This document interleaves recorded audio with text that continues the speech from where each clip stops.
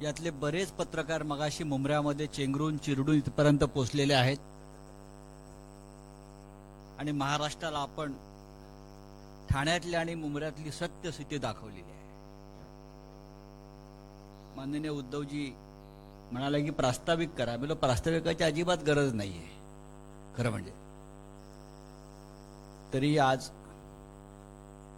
सकाळी कोणीतरी आव्हान देत होतं, ठाण्यात येऊन दाखवा माननीय उद्धव ठाकरे साहेबांना। आम्ही ठाण्यात आलो, ठाण्यातून मुंबऱ्याला गेलो आणि एक चित्र महाराष्ट्रानं पाहिलं की शिवसेना कोणाची। इलेक्शन कमिशनला जरी हे समजलं नसेल, मी इथे दोन ठाण्याचे ठाणेदार बसलेले आहेत, जितेंद्र आव्हाड आणि खासदार राजन विचारे, आणि आमचे सगळे सहकारी इथे उपस्थित आहेत। फार वेळ न लावता मी माननीय उद्धवजींकडे माईक देतो आणि आपण त्यांच्याशी संवाद साधावा। सर्वप्रथम आपल्याला सर्वांना आणि आपल्या माध्यमातून महाराष्ट्रातील सर्व जनतेला मी दिवाळीच्या शुभेच्छा देतो आहे। आता आपली पत्रकार परिषद आहे, नाहीतरी कोणतरी पाठी रिकाम्या खुर्च्यांचा फोटो काढेल आणि दाखवेल की यांच्या प्रेस कॉन्फरन्सला खुर्च्या रिकाम्या होत्या। तर फरक फक्त समजून घ्या, ही प्रेस कॉन्फरन्स आहे, पत्रकार परिषद, आणि तरी देखील बऱ्याचशा खुर्च्या भरलेल्या आहेत। आपण सर्वजण साक्ष आहात। आता संजय राऊत म्हणाले त्याप्रमाणे मी तुम्हाला सर्वांना धन्यवाद देतो। महाराष्ट्रातलं खरं चित्र आपण आपल्या माध्यमातून संपूर्ण देशाला दाखवलेलं आहात। पोलिसांची हतबलता सुद्धा सर्व महाराष्ट्राने पाहिलेली आहे। यात मी पोलिसांना दोष देत नाही, पण सरकार म्हणून जो काही कारभार सुरू आहे, या सरकारने याच पोलिसांना वारकऱ्यांवरती लाठीमार करायला लावला होता। याच सरकारने शांततेत चालू असलेलं मराठा आरक्षणाच्या सर्व आंदोलकांवरती अत्यंत पाशवी लाठी हल्ला करायला लावला होता, आणि याच सरकारने त्याच पोलिसांना आज चोरांचं रक्षण करायला लावलं। म्हणजे मी समजू शकतो पोलिसांची मानसिकता काय झाली असेल, की ज्यांना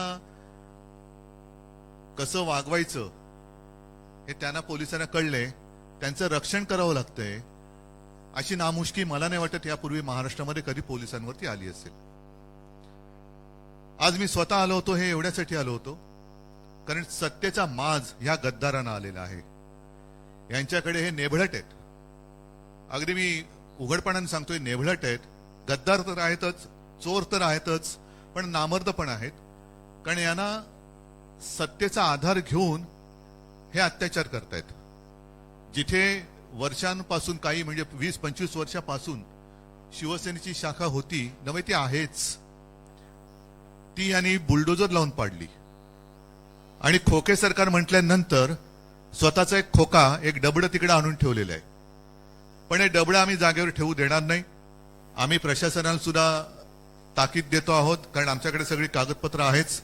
आणि असं दिवसा ढवळ्या जर का हे घुसखोरी करायला लागले, खरं घुसखोरीची केस त्यांच्यावरती व्हायला पाहिजे। हे कार्यालय महापालिकेने पाडले का, प्रशासनाने पाडले का?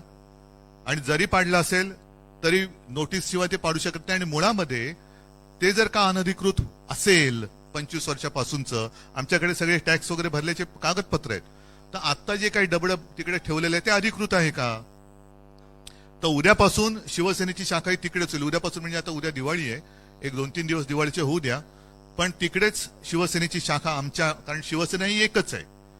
मी मध्यंतरी म्हटलं होतं की इलेक्शन निवडणूक आयोगाला चिन्ह कोणाला द्यायचं न देण्याचा अधिकार जरूर असेल, पण कोणाचंही नाव दुसऱ्याला देण्याचा अधिकार निवडणूक आयोगाला, निवडणूक आयुक्तांना नाही। त्याच्यामुळे शिवसेना ही एकच आहे आणि ती आमची आहे। त्याच्यामुळे शिवसेनेची शाखा जिथे होती तिकडेच राहील।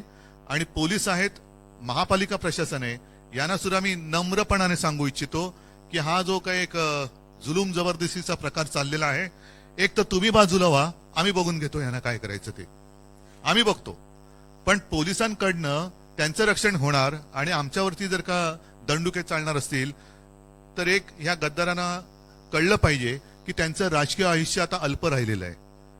एक थोड्या काळापुरते सोबती आहेत राजकारणामध्ये, त्याच्यानंतर त्यांचं काय होईल. गद्दारीचा शिक्का तर आहेच, पण त्याचबरोबराने चोर म्हणून जो काही शिक्का त्यांच्यावरती लागणार आहे, लागलेला आहे, तो त्यांना पुसता येणार नाही. आज आम्ही एक संयम दाखवला, कारण बॅरिकेड्स तोडून आम्ही जाऊ शकलो असतो. ऐन दिवाळीमध्ये कुठेही गुंडागर्दी नको म्हणून एक संयम मी स्वतः बाळगला.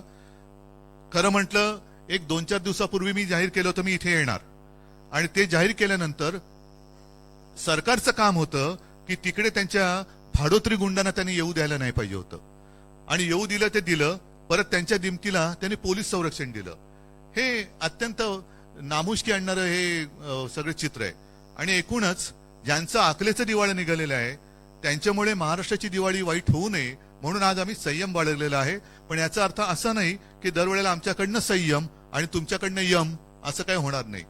जर तुम्ही तसे वागणार असाल तर आमच्या सुद्धा संयमातला जो स आहे तो गेल्याशिवाय राहणार नाही.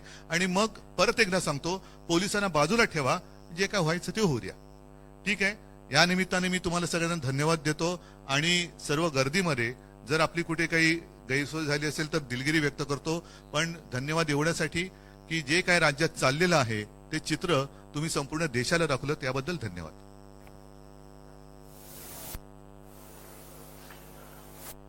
ठीक आहे.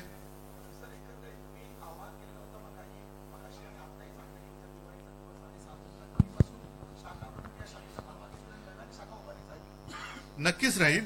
आणि मी म्हंटल ना की खरं आता ते डबडे जे काय त्यांनी ठेवलेले आहे ते डबडे त्यांनी उचललं पाहिजे. प्रशासनाने त्याला परवानगी दिली का? आणि आम्ही कोर्टात पण गेलेलो आहोत, कोर्टात पण गेलेले. तर त्याच्यामुळे ते जो काय कंटेनर आहे हे कंटेनरवालेच आहेत, खोके सरकार. त्याच्यामुळे त्यांचा कंटेनर कदाचित रिकामा झाला म्हणून त्याने एकीकडे आणून ठेवला असेल, तर तो भरून जर पाठवायचा असेल ते कुठे त्यांच्या बापदाद्यांकडे, मालकाकडे, तर पाठवावा.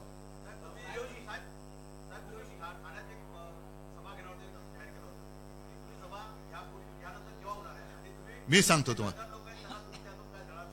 नाही, गद्दारांना धडा शिकवण्यासाठी मी ठाण्यात येण्याची गरज नाही. ठाणेकर हे तगडे आहेत आणि ठाणेकरांना गद्दारी चालतच नाही मुळामध्ये. कारण गद्दारांना धडा शिकवा हा आमच्या आनंद दिघेंचाच एक गुरुमंत्र हा ठाणेकरांनी जोपासलाय. त्याच्यामुळे ठाण्यामध्ये गद्दारी चालणारच नाही. मी सभा घेणार आहे ते थोडं एक काही दिवसानंतर याचं, कारण का आता नुकतंच दसरा मेळावा झालेला आहे. त्याच्यानंतर दिवाळी झाल्यानंतर एक महिनाभरामध्ये वगैरे आपण इकडे सभा घेऊ. डिसेंबर किंवा जानेवारी सभा. हो, अर्थात, नक्कीच. आणि महाविकास आघाडीची सभा तर घेऊच, पण मी सर्व महाराष्ट्राला एक महाविकास आघाडीच्या कार्यकर्त्यांना सांगतोय की जिथे जिथे ह्या चोरांची गुंडागर्दी होईल तिकडे सर्वांनी एकजुटीने उभं.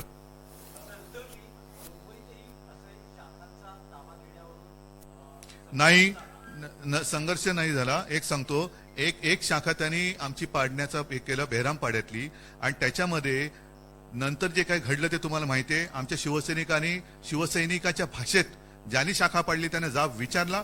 फक्त हे एवढे नादान आहेत की तिथे छत्रपती शिवाजी महाराजांचा पुतळा होता, हिंदू हृदय सम्राट बाळासाहेबांचं चित्र होतं, ते काही न करता त्याच्यावरती हातोडा मारणारे हे नकली बाळासाहेबांचे विचारवाले लोकांसमोर जाऊ शकत नाहीत.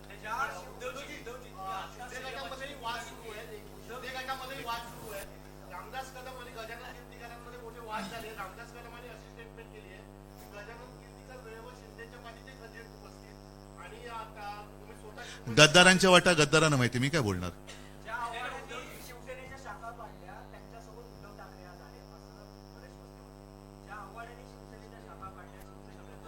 कोण मस्के कोण त्या कोणाची कोणी प्रश्न विचारते आणि कोणाला उत्तर द्यायचं.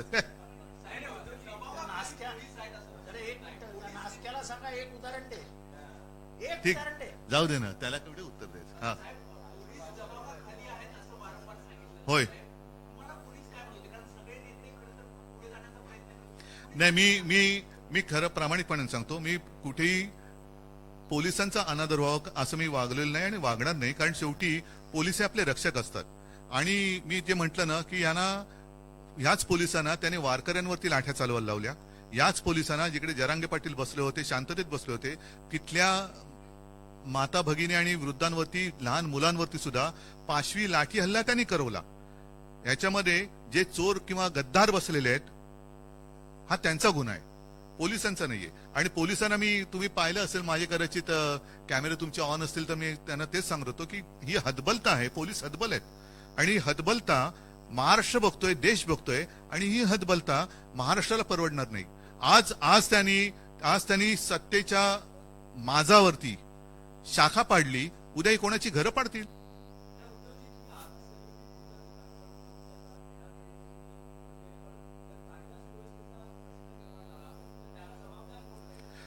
मला असं वाटतं, सदरक्षणाय खल निग्रणाय हे पोलिसांचं ब्रीदवाक्य आहे. पोलिसांनी त्याला जागावं.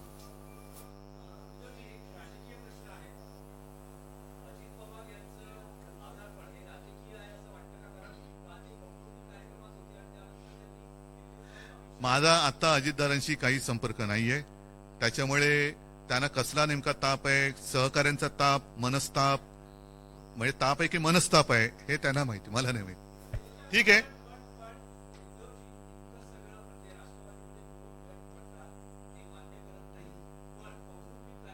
जाऊ दे. मला वाटतं आज त्याच्याबद्दल बोलण्यासाठी मी नंतर परत येईन. पण आज एकच आहे, पुन्हा एकदा सांगतो की यांचा सत्तेचा माज हा आता उतरवण्यासाठी आम्ही सगळेजण रस्त्यावरती उतरलेलो आहोत. महाराष्ट्रातील जनतेला एकच सांगतोय की तुम्ही काळजी करू नका, आम्ही मजबूतीने तुमच्या सोबत आहोत.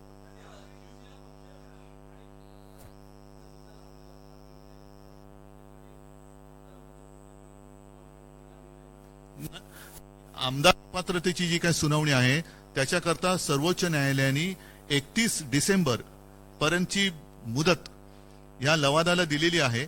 आणि त्यांना 31 डिसेंबरला निर्णय द्यावाच लागेल. तो काही दिला तरी देखील किंवा नाही दिला तरी देखील जानेवारीच्या पहिल्या आठवड्यात माझ्या अपेक्षेप्रमाणे सर्वोच्च न्यायालय ह्याच्यावरती निकाल देईल आणि तो न्याय देईल अशी मला खात्री आहे. राव रे, नितीश कुमार मुंबईत आलेले नाहीत, त्याच्यामुळे मी त्याच्यानंतर बोलतो. चला, धन्यवाद. जय हिंद, जय महाराष्ट्र.